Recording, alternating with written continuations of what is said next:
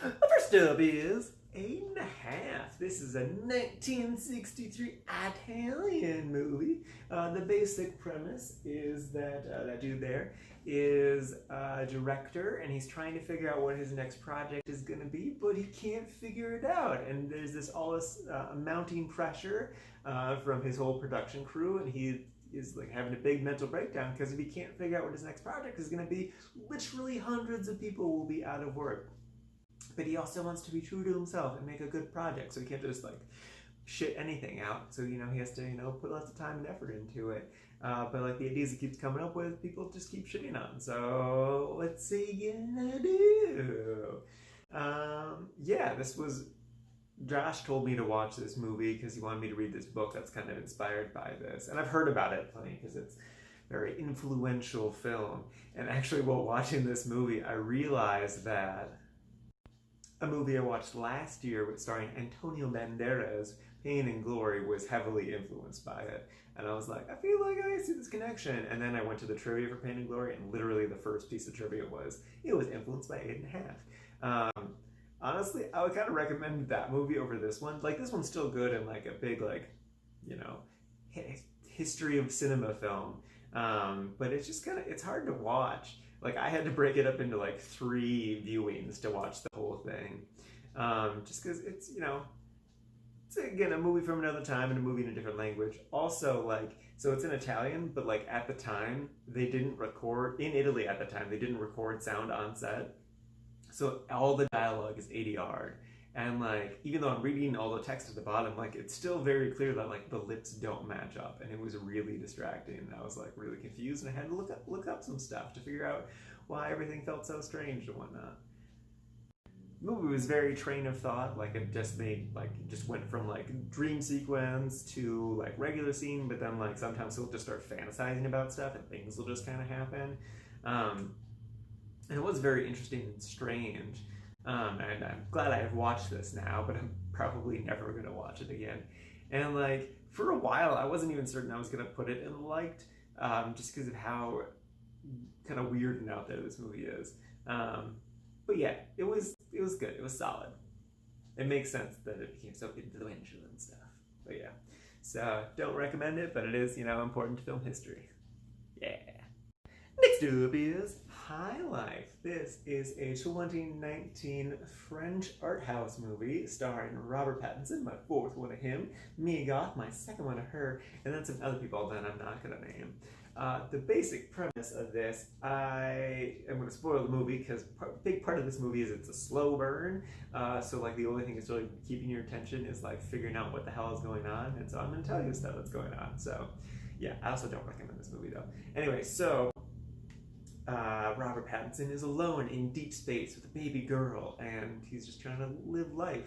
And then that's like the beginning of the movie, big like half an hour or whatever. And then after that, that goes into how he has to be alone with a baby girl alone in deep space.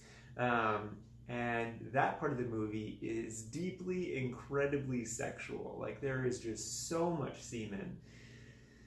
It's kind of comical how much there is. So yeah, it's interesting. And like as you've noticed from other movies I watched, like The Handmaiden or And God Created Woman, like I'm very fine with watching sexual movies. That's not a big deal to me.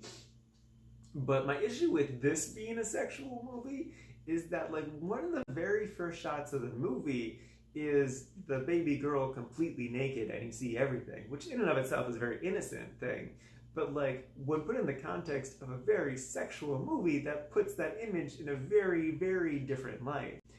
Like for me, like people on the Reddit discussion thread were all like, there's a scene, they have a sex box in this thing, and there's one very long scene where a woman's in there, and people are like, yeah, that scene was really disturbing and went on forever, and like that's the scene that really stuck with me. But I'm like, no, it's for me, it's the weird image of the baby, because like everything else is so sexual, so it feels like you're almost sexualizing this little baby girl, which is very, very wrong. And so it's, I don't know.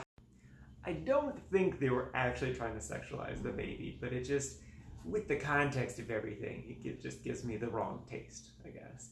And honestly, I feel like had I watched this movie on a different day, because I think I said this movie's a very, very slow burn. Like it's painfully slow how slow it is. Had I watched it on a different day, I think I could have put it in the quite liked category. But just because of the day that I watched it, it's going into the meh category. I was not a fan of it. What's really interesting too is on the Reddit discussion thread, there's basically two types of comments. There's people shitting on this movie for being just a dumb art house movie, and then the other comment is people praising this movie for being great and really full of awesome symbolism, and then also shitting on the people who call us a dumb art house movie that they just don't understand what's going on. And I'm like, I definitely understand everything that's going on. Like, I get the whole thing. It's just, it's not good. Or it's fine. I don't know. It's whatever. And lastly is Lost in Space. This is a 1998 movie starring Gary Oldman, the second one of him, William Hurt, Matt LeBlanc, Mimi Rogers, Heather Graham, Lacey Sherbert, my second one of her. She was in Mean Girls. And then Jared Harris. This movie's based off the TV show from back in the 60s, right? I think it was the 60s. And yeah, it was definitely trash. I feel like had I saw this back in 1998 when I was 8 years old, I would have loved it because I was all about sci-fi, and there are very attractive women in this movie that would have been all about.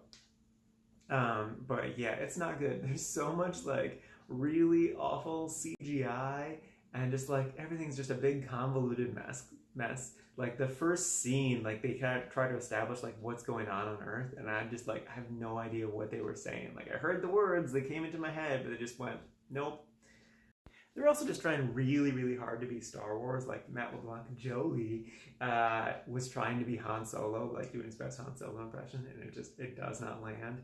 And then like they literally use some lines and some shots from Star Wars too, like especially during that opening scene where it's like a big action scene.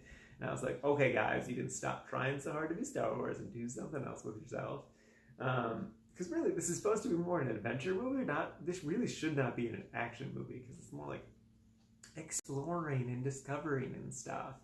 But Star Wars is the hot thing from back in the day. So you always have to try to be Star Wars. You can't just be your own thing. So yeah, this is meh for me. Because you could feel the potential of this movie. Like you could see like where this fun adventure stuff could go if they just let the adventure happen and stop trying to be an action movie.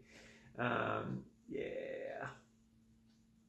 I have heard good things about the Netflix TV show, so I might check that out, especially if any of you have seen it. Would you recommend it, the TV show? I definitely don't recommend this movie. It is not good, unless you have nostalgia for it. Then it might be kind of fun, but yeah, no. And what sucks too is like they had such a solid cast. Like it's a really good cast. Ignoring Matt LeBlanc, who's not a good actor, but the rest of the cast is really good. Like freaking Helen Graham. Like, come on, man. You can do this. You make this work easy. But no, they messed it all up. Whatever. It happens. Hollywood be Hollywood. Okay, that's it.